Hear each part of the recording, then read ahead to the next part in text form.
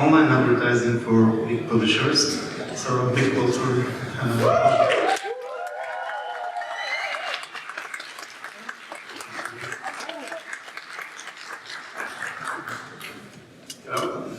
Alright. Hey everyone, my name is Bojidar. I'm 21 years old. I'm working as a junior technical lead at DevriX. A little bit more about myself. This is my first time speaking at the WordCamp, so hooray. I'm a WordPress core contributor. I joined the core contribution team around a year ago. Ever since I've been so hooked up about contributing at the core. I'm a web security enthusiast. I love everything about hacking and super interested in how it works. Why do people do it? Which has no real answer to this question. Then everything SQL injection, cross-site scripting, and all that jazz. Over my free time, I love doing some random photo shoots during the weekend. Just anything related to photography, and that's about it. You can see my Twitter handle on the screen, so if you have any questions during the talk or after the talk, don't hesitate to reach out to me on Twitter, or there's also a slide with additional contact details again that you'll be able to see. So if you want to reach out for a question, don't hesitate to do so. I'll also be at the booth after the speak, so let's start. The talk is going to be, the scope of the talk consists of a couple of items. We'll be covering and talking mostly about digital advertisement. We'll be covering core metrics and their correlation to determine profitability and engagement. We're going to be talking about website traffic. We're going to be talking about traffic sources and also key monetization techniques. Starting off, before going on to the digital advertisement stuff, let's start off with the most popular methods for content monetization. We'll cover some of them for now, starting off with memberships subscription for additional content via recurring payment. We have content sales, any source of digital downloads linked to your content. Consulting and services could be provided by either a company or a person. And we also have digital advertisement, which is going to have a bit more slides about it in a few. And affiliate marketing, which is promoting another person or company's services or product in the purpose of earning a commission out of it. Okay, let's move on to the platform memberships. What's a platform membership? Platform membership is a way to sort of monetize additional content that is not available to the free audience. If it be it premium content or just additional content on top of the free one, it's a way to have people to pay recurring fees to view this type of content. It does slightly leverage over digital advertisement because unlike platform membership, digital advertisement is a complex area which develops by the day, and there are always new stuff that needs to be learned and adjusted in order to maximize the revenue out of your implementation. It is, however, less widespread compared to digital advertisement because digital advertisement is not limited to a specific area, meaning you can write any sorts of content. It's also integrated in your, you can integrate it in your mobile applications or games or whatever, and advertisements are just there and make money for you. Users do not have to necessarily interact with it, they do not have to pay money in order to have some yield out of this. Unlike partner memberships where people have to pay money on a recurring basis to view additional content. This is why advertisement is a bit more preferred than memberships, but memberships and advertisement could also be paired and work together. An example for such a platform that provides such memberships, I think I've seen previously the National Geographic website had, they've been promoting a form of a membership where I think you were paying a weekly charge for your membership, and as long as your membership is active, you have access to additional content that they provide, which is not available to the free audience. Next on, we have content sales. Content sales are basically, as mentioned previously, variations of digital downloads. You can sell ebooks such as lectures and tutorials, guides, or just some interesting read in the form of an ebook. You can also have creative assets. You have fonts, images, vectors, slide templates, and others. There are different types of applications. It could be a person or a company that's just writing content to promote their application that they've developed. And you also have just premium videos and podcasts that you can write content in order to promote and sell. Next one, we have consulting and services. They could be either a person or a company writing content for branding purposes and promoting their services. In this area, we can have various groups promoting their services. For example, a development agency writing content to promote their development services, or another agency promoting their marketing services, content writers promoting content writing, and also software as a service platforms could also be promoted by content. Next on the list, digital advertisement. So let's start off with a brief explanation of what we call digital advertisement. What is it, and a bit more advanced techniques after that. So for starters, what's digital advertisement? Digital advertisement is basically showing advertisements on your web page, or it could be even your mobile application. But it's the form of rendering an advertisement on your platform and making money out of users which either interact with it or just view them. To start off with this, before proceeding further with the bit more advanced techniques, let's describe what inventory is. Inventory is every free space that you have on your website where you can place an advertisement. Say anything that's different than the title, image, or content, literally free white space on your web page. This is considered a part of your inventory, and this is a place where you can render an advertisement. Inventories have specific sizes depending on how much white space you have available.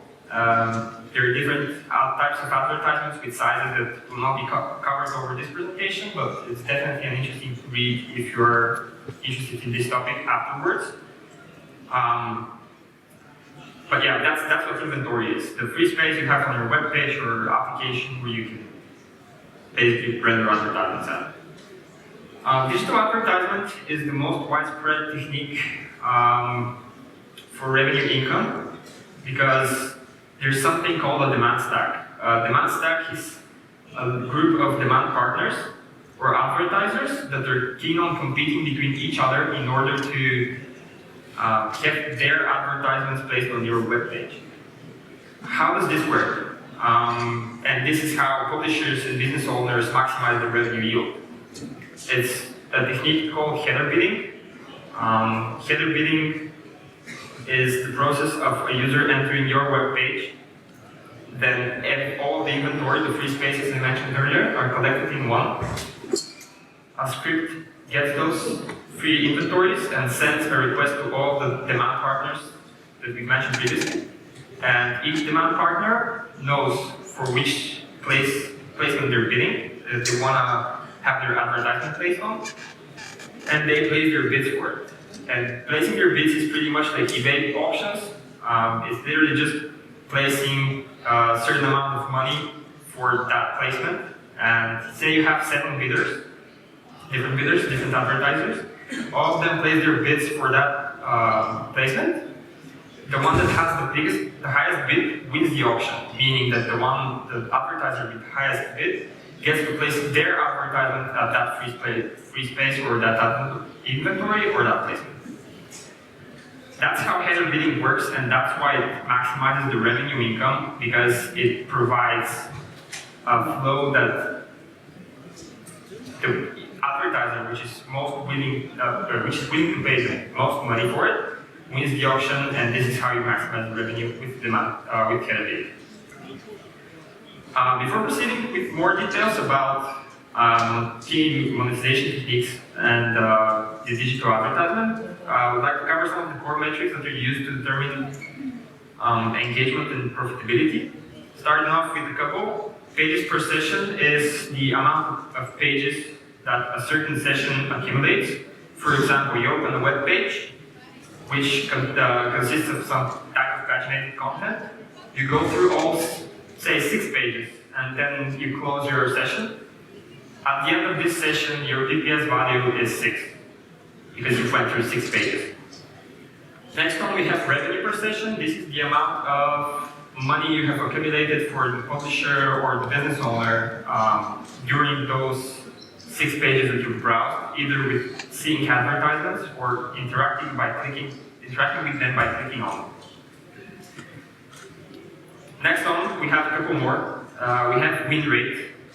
As I mentioned those options earlier, you can have, bidders have the option to not bid at all. And this is something that also happens frequently. If a bidder does not bid, then there's no winning bidder, then no advertisement is placed. There are certain workarounds to this, but they're a bit more advanced. It's called backfill, if anyone wants to look it up, but it's not included in this presentation. So win rate is considered the percentage of winning bidders versus the amount of no bidders, basically, the ones that haven't won any bid or something like that. This is measured usually in percentage, and it's from 0 to 100%, and 100% means that every time there's a winning bidder, and less than 100% indicates that sometimes there's no winning bidder for those options. Meaning sometimes those advertisements do not render actual advertisements, and they stay as free white spaces. Next on the list, we have cost per mile, or abbreviated as CPM. Cost per mile, where mile stands for the Latin word for 1,000. And this is the cost for 1,000 impressions of an advertiser would get. So, for example, a certain advertiser pays a certain amount of money for 1,000 of their impressions. Impressions are their advertisements, basically. The times they serve an advertisement. If an advertiser serves an advertisement once, then they have 1 impression. If they serve it 10 times, they have 10 impressions. That's pretty much what impressions are, and that's what CPM is as well. Then we have viewability. Viewability is measured in percentage. How viewable is an advertisement on your web page? If you open a web page and you see a cut of advertisements, say half of it is only visible, this means that 50% of that advertisement is viewable. The viewability of that advertisement is 50%. If the entire ad is visible, then the viewability is 100%. It's a bit tricky to calculate this, but all of these metrics, or most of them, are available in your ad server's reporting query tool. So whatever ad server you're using, you can go to the query tool and run a report for either all or some of these metrics, and they'll come back to you with a result for it. All of these metrics are highly inverted. This means that everything impacts, it has an impact on revenue scale, but they do not necessarily impact each other. Meaning, say you have, let's take the PPS example. The pages per session are, they do not impact your CPM values. Because CPM values and PPS are not, they don't affect each other. This goes vice versa as well. CPM does not impact PPS, but all of them together and standalone as well impact revenue in a way. So that's how they're interlinked. Moving on to the next topic of the presentation, we have the website traffic.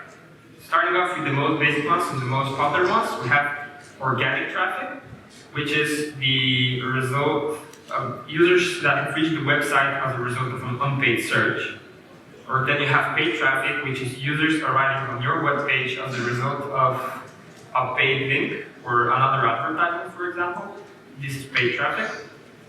Then we have others which we'll not be covering, but we'll just mention them here. Referral, direct traffic, social traffic, and email traffic.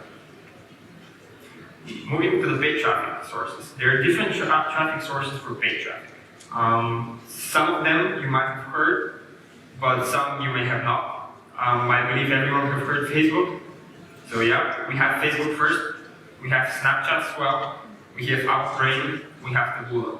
There are also others, such as Yahoo, but I have more experience in the first 4, so I'll not be covering Yahoo on this topic, but just mentioning it here.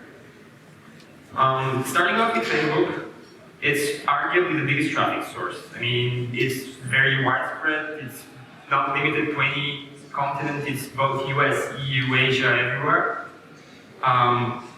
However, they do have strict policies for advertising on their end, meaning really demanded the density you have on your page. I'll explain what density I'm referring to in a few. The density you have on your page needs to be as low as possible. And the density is the relation for content to advertisements on your page, meaning they want to have less advertisements and more content on your page if you want to advertise on Facebook. They also demand cleaner landing page experiences, meaning if you open an advertisement found in Facebook, then the landing page needs to be clean. You need to have as less advertisements as possible in order to get approved there. Publishers usually have a workaround for this. They advertise web pages with no advertisements on the first page, meaning they only have content there. But they also have advertisements starting from page 2 and onwards. So the landing page is clean, they don't have any advertisements there and they get approved by Facebook. But as soon as they start scrolling or users interacting with the content, they start seeing advertisements and they generate more money out of them. Next one we have Snapchat, and yeah, that's right. The viral platform for images and video providing sources. That is extremely viral in the US. It's popular in the EU as well, but it's more viral in the US than in the EU. It's a competitor to Facebook. It has a giant user base nonetheless. And it does have less strict policies for publishers as opposed to Facebook. They don't have that strict policies for the density that I've mentioned earlier, but they did have limitations in the layouts due to technical bugs on their end. Some months ago, they were having issues with the in-app browser for, actually I don't know if many of you know or not, you can open a link in Snapchat and they have a browser that opens it up for you. This browser is an in-app browser, it's not Chrome or Firefox or anything else for mobile. So a couple months ago, they had an issue with the Android web browser, and it had very broken UX. It was hard to fix, it was hard to work around, nearly impossible actually. So after working closely with the Snapchat team, a couple of months later, they resolved it, and now we have those limitations lifted, and we can continue working on building very nice layouts for Snapchat. Mentioned layouts, I'll get to layouts in a bit as well. That's about Snapchat and Facebook. So Outbrain and Taboola are next. I basically covered them in one slide because they're pretty much the same, just different providers. They are not a social media network. They're something that's called the content discovery platform. They are, like, imagine native widgets on your website, like recommended content or something, except they're not coming from your web page. The links in that widget are paid links to other websites. You're basically advertising for other people through your website with links leading to their websites. That's what Outbrain Taboola is, and the cool thing about them is that they have very loose policies in regards to the demand, to the density. And besides that, they're still profitable, and publishers tend to prefer Outbrain and Taboola from time to time, depending on what they want to do. And by what they want to do is, very strictly linked to the layouts. And layouts are something we call monetization techniques, or layouts are a way of serving content and advertisement, different ways of serving content and advertisement altogether. So let's start off with a couple of types of layouts that I'll be covering in the next few slides, all of them. The first one is the gallery layout. The second one is the infinite scroll layout. Then we have the hybrid layout, which is a mix of the first two. And we also have quizzes layout that I'm very excited to talk about. Starting off with the gallery layout, it's one of the most common ones. It's one of the oldest ones as well. It's very popular. A gallery layout is basically a web page where you start off on page 1, you have a post, and landing page is called page 1. Then you have navigation buttons for next and previous page. Click on next page button, you go to page 2. Click on next page again, you go to page 3. You basically navigate between inner post pagination with pagination buttons such as next and previous. The structure of the layout, the structure of the content is pretty simple. You have a headline, or usually have a headline or a title, an image, and content related to the image. The pro of this layout is that you have a lot of free space. You have not a lot of content on your page, and you have more free spaces to place advertisements. Meaning you can go around 7 or 8 ad placements on your gallery layout per page. So each page has 8 placements, meaning 2 pages goes through 16 placements, for example. That's a good thing because the more advertisements you have, the more money you make. But it's not accepted in all traffic sources, and I'll go through that in a bit. Cons are that it requires manual interaction from the user to navigate between the pages. And this is something that was not very tolerated in the advertising industry, and the layout was going to be banned because of this. I'm saying it was going to be banned because we're still seeing it in action in Facebook, for example. It's just not that popular anymore. As for usage in traffic sources, as I mentioned, it was used in Facebook very long time ago. I mean, not very long, probably 2 years ago or something like that. But ever since they mentioned that they are keen on banning it because of that manual interaction between the buttons to navigate, people drove away from this layout and they chose different alternatives to it. In the other traffic sources, we've seen it in Snapchat, seen it work there, but it's keeping it on Outbrain and Taboola. Because as I mentioned, Outbrain and Taboola have loose policies in regard to density, actually ad density. And in the gallery layout, you can have 8 to 9 or even more advertisements depending on how creative your layout is. This way you can run it on Outbrain and Taboola and monetize it without them banning your layout for too much advertisements for whatever reason. And also, Taboola and Outbrain do not have that limitation in terms of manual clicking for the buttons. As I mentioned, Facebook, the gallery layout is not so popular on Facebook anymore. Next one, we have infinite scroll layout. It derives from the gallery layout, meaning the page structure is pretty much the same. You have a headline on an image, content related to the image. The only difference between the infinite scroll layout and the gallery layout is that infinite scroll, navigation in infinite scroll happens while you're scrolling. You don't need to click buttons in order to move between the pages, as in the gallery layout. No, you just need to scroll down, and for example, if you open a page with an infinite scroll layout, you'll see page 1 there. You start scrolling, and page 2 starts loading, then page 3 starts loading, and page 4 until the end of the content. That's what infinite scroll is. Pros are that you can run it on Facebook. People are running it on Facebook for their advertisements. And it's pretty successful. It works everywhere. It basically works on Snapchat as well. It works on Outbrain and Taboola. Again, galleries are more preferred in Outbrain and Taboola due to the fact that you can make more money out of them. But you can still run infinite scroll anywhere. Cons are that since you're loading a lot of content on your web page at some point becomes heavy, and the chance to bounce users off of your page is getting higher and higher, depending on how powerful their machine or phone is. But at the end, it's just getting heavier. There are, of course, workarounds to this, but I will not be covering in this topic. But yeah, next one we have a hybrid layout. This is a mix between gallery and infinite scroll. It provides the user, it's less popular, but we've seen it in action, and that's why I'm mentioning it. It's just an experimental layout that increases the engagement with the users because you basically give them the opportunity to decide whether they want to browse your web page through gallery format or infinite scroll format. So opening your hybrid layout, you open up page 1, and you have a button to go to page 2, but if you scroll down, you also go to page 2. So you have 2 options to continue your browsing, gallery or infinite scroll. And that's a bit more engaging. Those are the pros actually. It's a bit more engaging in terms of technical interaction.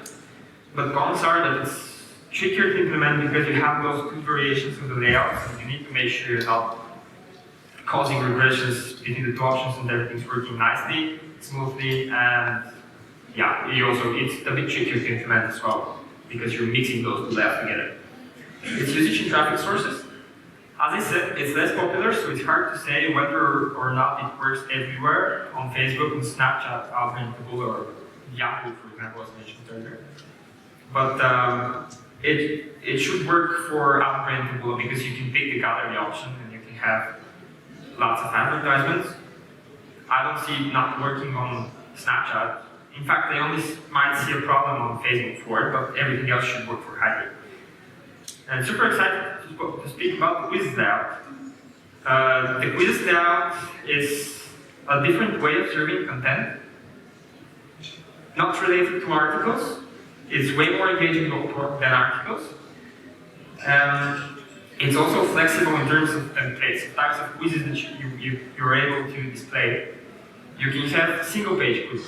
Single-page quizzes, for example, you have 25 questions. All those 25 questions are listed on a single page. You just go through around them and click them and answer questions and types and who's your favorite character on Cartoon Network or something like that. Then you also have the multi-page layout. Again, 25 questions. First question on page 1. Clicking on an answer moves you to page 2. Clicking on another answer moves you to page 3. And each page has only one question. You have a bit more interesting and engaging quizzes. For example, personality tests. I'm sure at least some of you have seen some quizzes on Facebook or somewhere else which say, take this quiz, answer these 15 questions and we'll guess your personality in 10 seconds or something like this. Those are personality quizzes. They're engaging, and as they're engaging, they force users to browse more and more and more, meaning they view more of your advertisements, meaning they make more money for you. And the inventory is flexible because you have the flexibility in the quiz templates as well. By having so much options in terms of templates, you can work your way around how the advertisements are placed in the best way you want. This is why inventory is flexible and quiz templates are flexible as well. Pros are that basically, I mean, this layout works everywhere. It works on Facebook. We've seen it work on Facebook very well. We've seen it work on Snapchat. Outbrain to Taboola as well. Quizzes are similar to the gallery. If you go for a multi-page quiz, you're basically having a gallery with more interaction because you have one small page with a question and an answer to it. Then you can place lots of advertisements around it, so you have your Outbrain to Taboola layout there. Cons are that it's trickier to implement. It's not something that comes out of the box for WordPress. I'm actually not even sure if there are any ready-to-go plugins, because you need to handle the advertisement bit somehow, and I'm pretty sure that if there are some out-of-the-box plugins, you'll need to make sure to configure them very strictly, and it will require a lot of work to set it up. But that's the primary con of quizzes. I mean, they work everywhere, basically. And, okay, as a summary of the talk, advertisements still work. While there are services such as ad blockers, which prevent advertisements showing up on your page, there are also counter services which detect those ad blockers and basically prevents the users from viewing the page if they have an ad blocker on. However, with that in mind, and with all the layouts I mentioned earlier, we're expecting more creative layouts in 2020. We don't know what they are yet, but if we did know, you would have had the heads up already, so there is that. With Facebook still being a huge player in the industry, Snapchat, Taboola, and Outbrain are picking up traction as well. We will be seeing more of them too.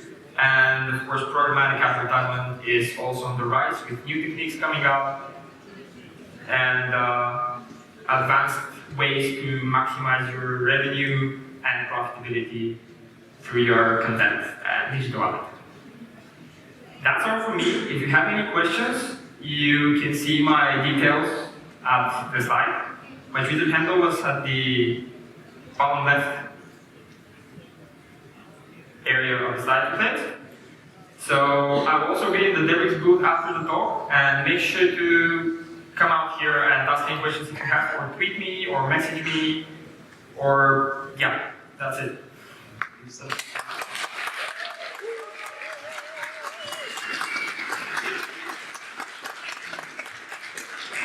Hey, thank you for the extensive talk. Does anybody have any questions?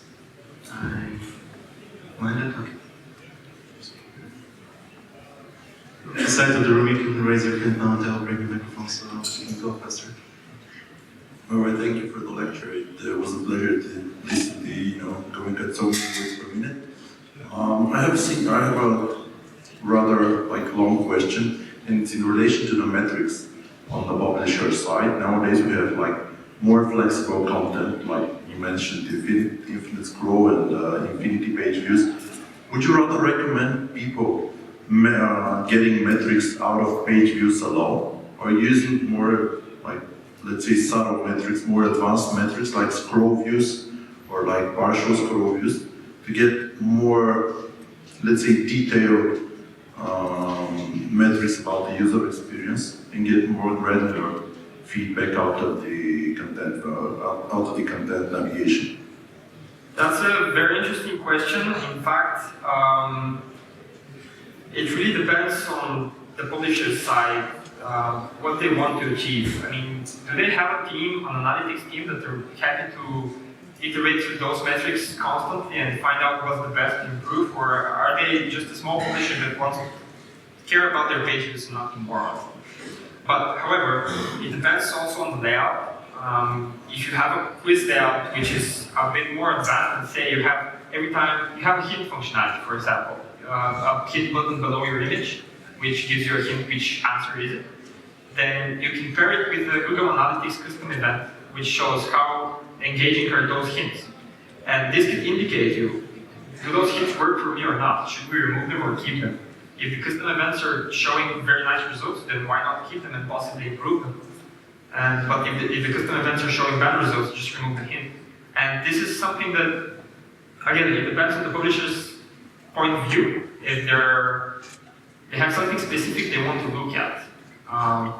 I think page views are important, yeah, but there are also other important things out there.